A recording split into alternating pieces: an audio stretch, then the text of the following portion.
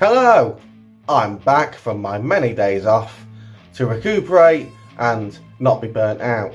This is my Smackdown review for the 3rd of February 2023. Let's get down to business. Show starts off with the Bloodline arriving to the arena with no Jey Uso. It's just Roman, Heyman, Solo and Jimmy. Kayla Braxton asks, "Where's Jey? Where's Jey?" No comment from the Bloodline. First match of the night. Rick and Braun, yes, that's what I'm calling it, Ricochet and Braun Strowman for now, until they eventually break up and Braun turns on Ricochet, which I believe is going to happen. Rick and Braun, or Braun-Ricochet, whatever you want to call them, versus Imperium in the finals of this tournament to face the Usos next week. The 70-minute man Gunter tried to get involved, but he was ejected from ringside, leaving in the opening for Braun-Ricochet, Rick and Braun to get the win. Pretty decent match. Imperium need to stop losing though. They do. As Wrestling Days quite pointed out, there's a lot of tag teams that are there and they've got a leader. I mean, they're a trio or a foursome, a fivesome, whatever.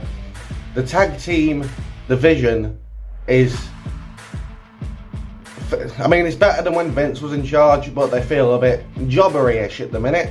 But it is what it is. I'm sure Triple H will work on fixing it at some point in the future. But Rick and Braun go on to face the Usos or Jimmy and Solo. I think they will do the Freebird rule. I don't think Jay's going to be in this match. I think they're going to go to Adam Pearce, say, "We want to do the Freebird rule." Adam Pearce will feel nice that week and say, "Sure, why not? We'll do that." And then it'll be Solo and Jimmy versus Rick and Braun. And I think Jay will get involved somewhat in some way. Maybe he'll cost Rick and Braun, maybe he'll cost Jimmy and Solo, but we shall see. Speaking of Jay, he was actually, he posted on Instagram a picture of him driving. Yes, Jey Uso was texting and driving during Smackdown, so he's a criminal. Speaking of driving, we then got some sort of advertisement for NASCAR. Here in the UK, we don't really care about NASCAR. I certainly do not.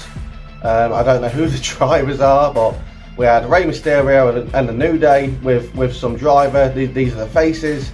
And then we've got Judgment Day and another driver as the heels.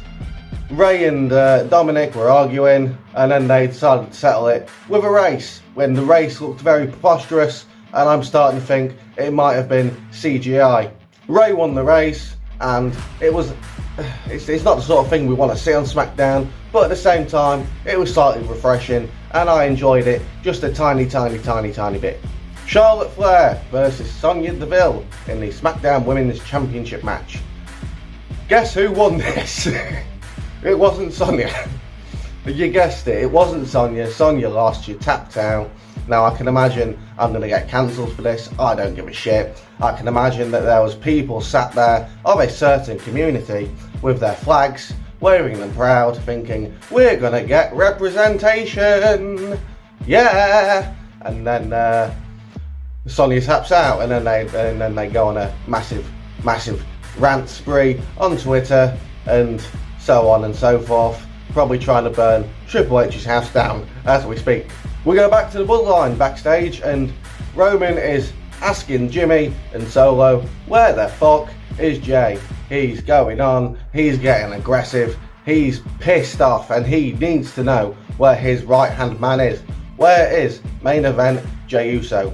Jimmy doesn't know, Solo doesn't know, but Jimmy assured Roman that Jey will be there next week for the tag title match. Next we get the Viking Raiders versus the Brawling Brutes. Now, please stop jobbing out the Brawling Brutes. I like them so much, especially Ridge. I'm a mark for Ridge. Triple H, if you watch this, which you will never do, please stop jobbing out the Brawling Brutes. The Viking jobbers, why are they still Vikings? Get off my fucking TV. The Viking Raiders win, and then the Banger Bros, whatever you want to call them now, I'm going to call them the Banger Bros. The Banger Bros come out and beat up the Viking jobbers, and that was that. Next we got a recap of what happened in the Mountain Dew Pitch Black match, which everyone enjoyed. Yeah. After the recap, it turns out Bray was watching TV the entire time. He was sat in his rocking chair. I can't believe LA Knight. He's disrespecting me, man. Oh, and the birds and the butterflies. I'm Bray Wyatt. Oh yeah, I mean all that shit. Next thing you know, Uncle Howdy comes up, touches the chair, and gives everyone a big jump scare, or tries to anyway. He didn't scare me. Uncle Howdy was there, and we still don't know who this motherfucker is.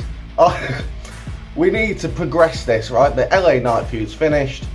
I'm starting to get really fucking fed up now.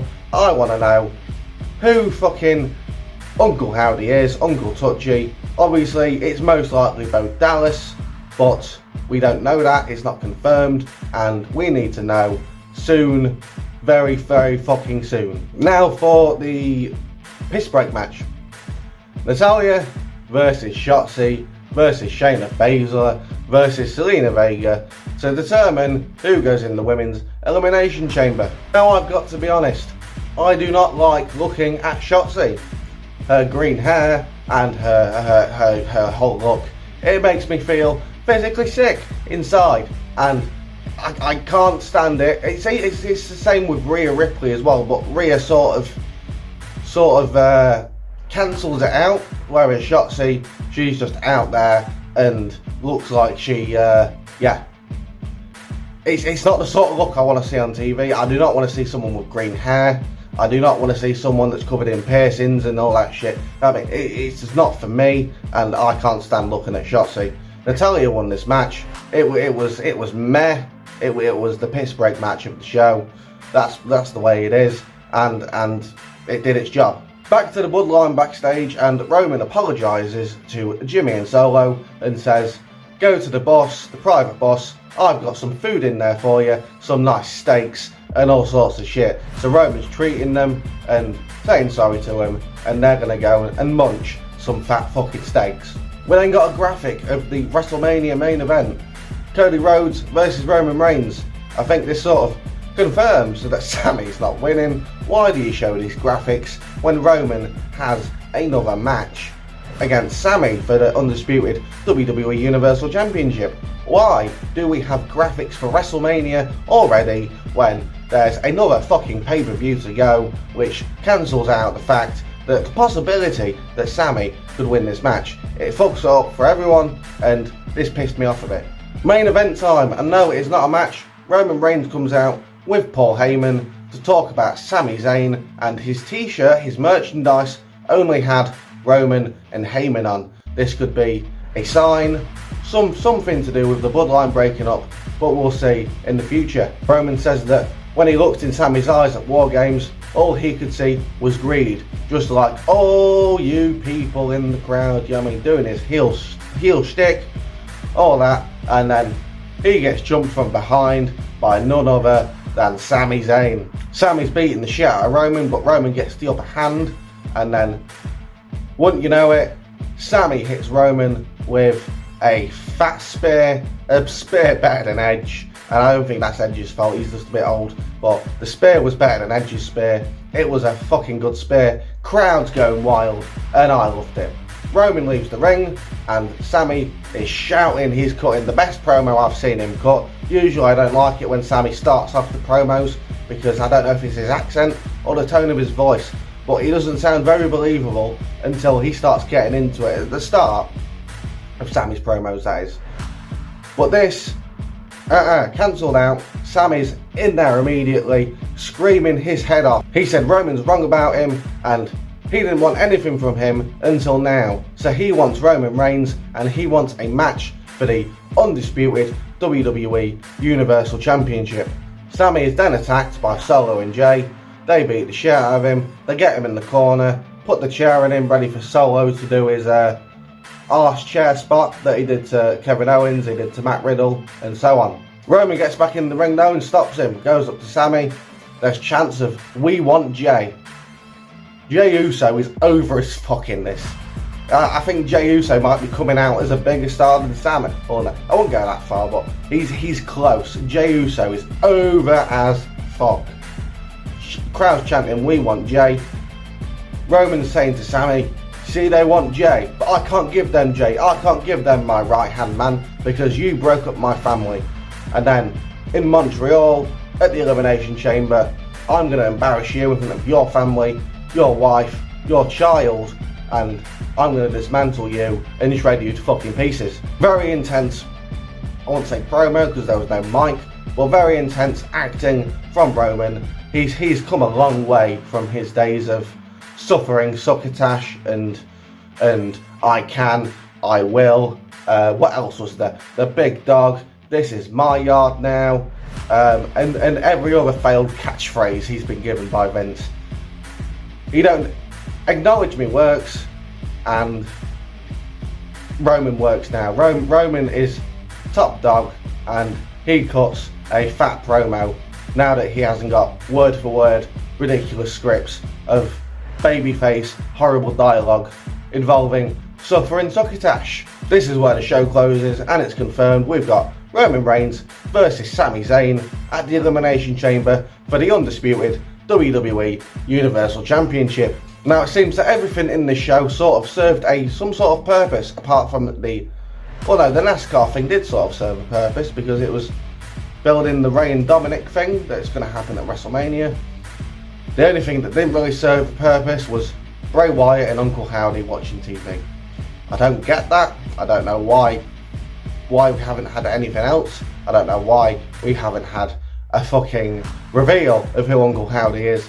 But in the end, I'm just going to give up with this storyline and not care about it one bit. And I'm getting to that level right now. Now, without this closing segment, this show would be rated as good, but I'm going to give it a great because Sami Zayn's coming out like some sort of attitude era babyface.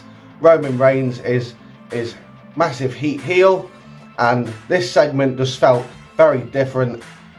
We have a babyface we can root for, but he is not going to be in the main event of WrestleMania, which is really starting to get under my skin. The more they're pushing Sammy to be a top babyface, the more it's getting under my skin that I want to see this man in the main event of WrestleMania. WWE aren't doing themselves any favours whatsoever.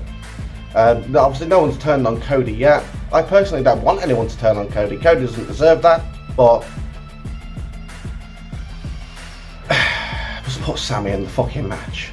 And that was my SmackDown review. If you agree with me that it was a great show, let me know in the comments. If you don't, let me know in the comments. Like, subscribe, thanks for watching, I'll see you soon.